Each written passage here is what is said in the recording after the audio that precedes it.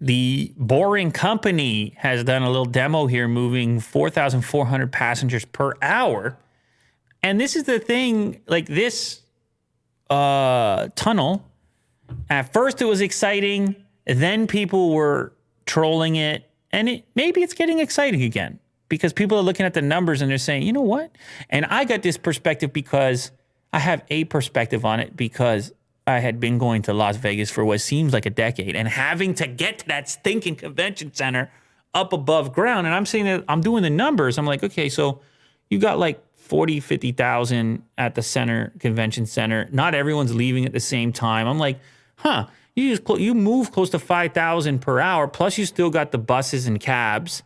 And I'm like, you know what? This is going to help things out a little bit when you have these conventions. Plus you got the cool factor of being down in the tunnel, and Teslas happen to be comfortable vehicles. And so anyway, there's a nice little video demonstrating the pace.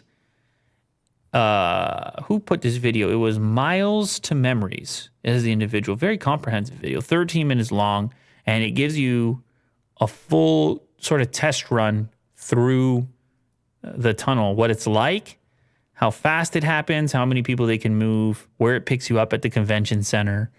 They have Model Ys, Model 3s, and Model Xs. And they have one benefit over rail systems, which is this express functionality.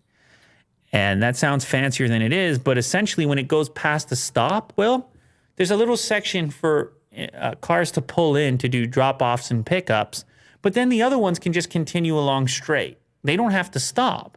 So if you're doing the express from one end to the other, you know what I'm saying? What are you doing? Are you talking about this? Yeah, so you express down the right-hand side. You just go right past the stop. Oh, okay. I mean, this is the very beginning, so probably not here. But there's a few stops, and eventually, there you go. This is a good example, yeah.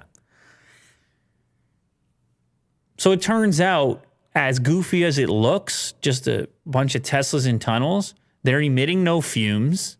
It's all very clean down there. You charge them up in the evening. They move people at a relatively rapid pace. They're going to be comfortable for